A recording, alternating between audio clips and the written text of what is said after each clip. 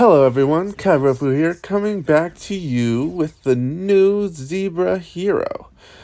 I wanted to quickly go over this. I want to try and make this a quick video to just kind of highlight his specifics, so let's jump right on in. So let's start with the talents. I think this is what kind of makes him an immediately viable hero to me.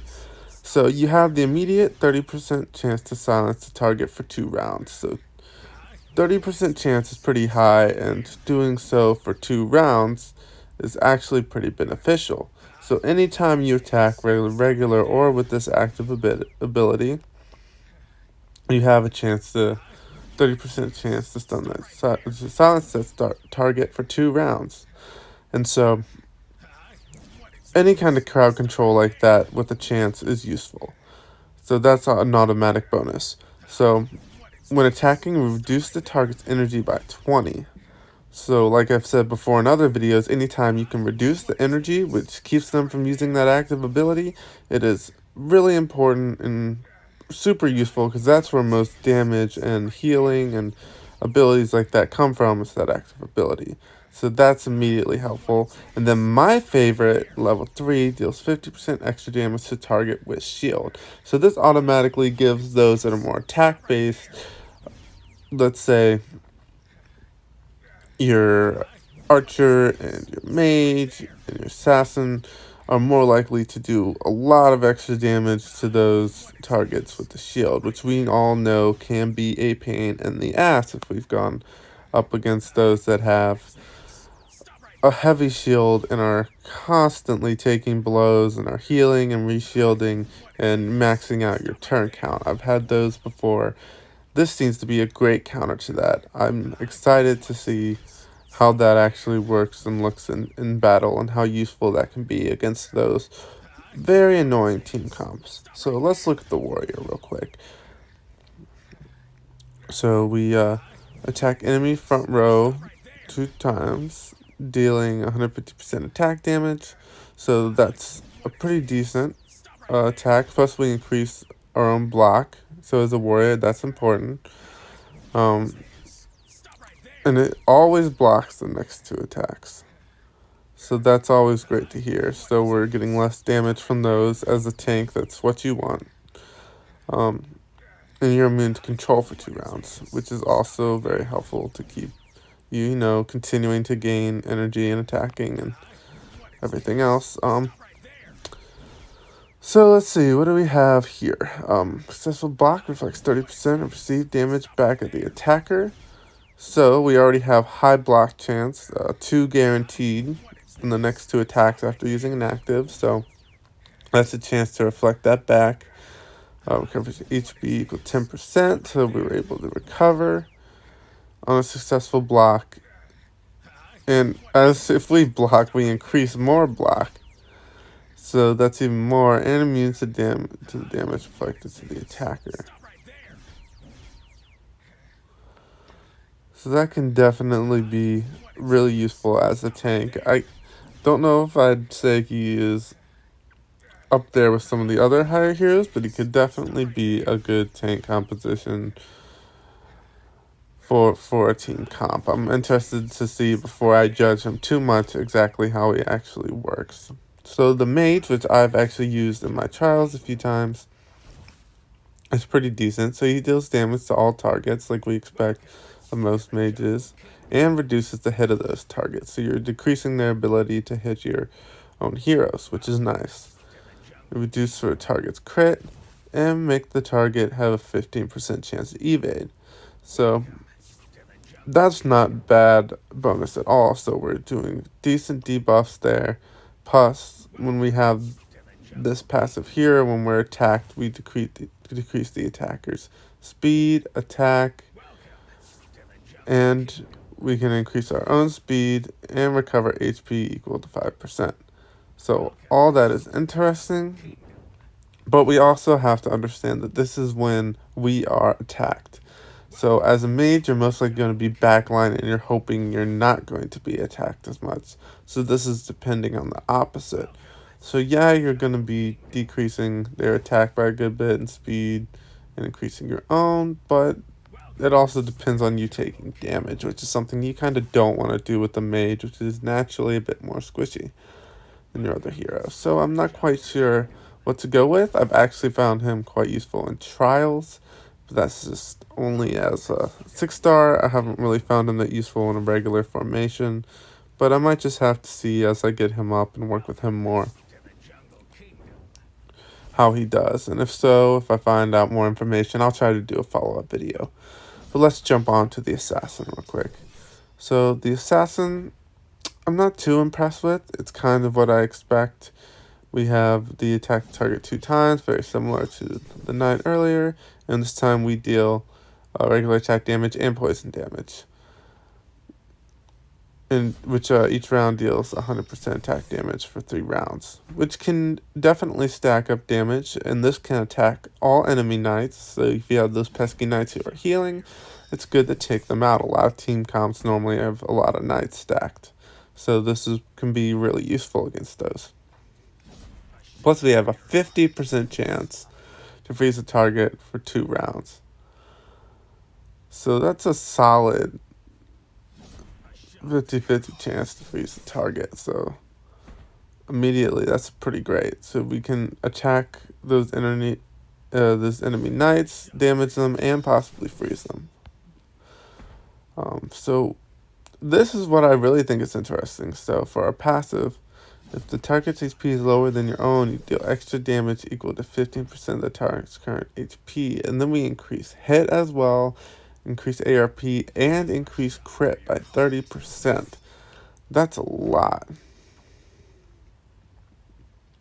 But this also depends on HP being lower than your own. But if you're smart and you put them in the back line, and you have your frontline heroes doing damage, and then of course taking damage, he can possibly dish out massive amounts of damage. I feel like if you have the right heroes and the right team composition to keep him shielded and keep him healed up, and then you're doing damage to the enemy team, he's going to lay down a massive hurt on the enemy team, which, if we go back to the talent, also dealing 50% extra damage to targets with shield, he is just going to kind of cleave through enemy units, especially those with the shield. I think this could definitely be useful. I really want to see the assassin in action. I can definitely see this being a very useful hero. So for the ranger, as we expect, we deal 20% attack damage, poison to all targets. The ranger is kind of known for its damage, so I'm expecting kind of higher output across the board. There's an extra 3% attack damage for 3 rounds.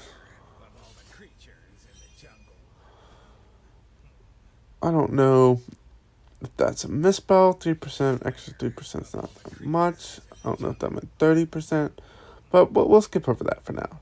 So we deal extra 50% damage on targets who haven't taken actions in this round. So it seems if you want to go for this ranger, you want to stack speed on your equipment. You want to stack speed for your gem. You want to get one of those that definitely has higher speed and go for that, because you want to make him jump in first and get all that extra 50% damage in that round before the others can attack. So if crit is dealt to a target, deals an extra 2 stacks of poison. So we're dealing extra poison if we crit, so crit will also be important to stack. So when HP drops below 50%, we gain 20% lifesteal. This only triggers once though, but we also increase attack by 20%, crit damage by 50%, and crit by 20%. That's another possibility for massive damage. And so we get low for 20%, we're going to be able to heal because we're going to be doing massive damage. So that 20% lifesteal is going to heal us for a lot and get us back up. Unfortunately, it seems to only trigger once, which I'm guessing means once you use it and get back up above 50%, you will no longer have that lifesteal, which kind of stinks. But at the same time, it's basically guarantee you to gain HP pretty fast and do that massive damage. Because remember, we're also going to be doing tons of damage to enemies with shields.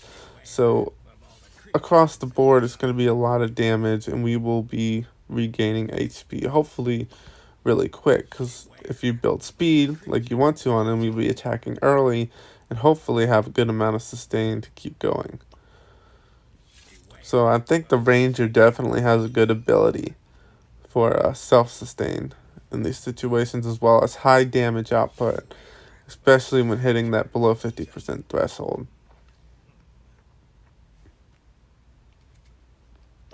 Lastly but not least, we have the Knight. So as we expect, we're probably going to have a lot of support abilities. So recovers HP of all your heroes to 100% of attack, provides shields that can parry damage equal to 100% of attack as well.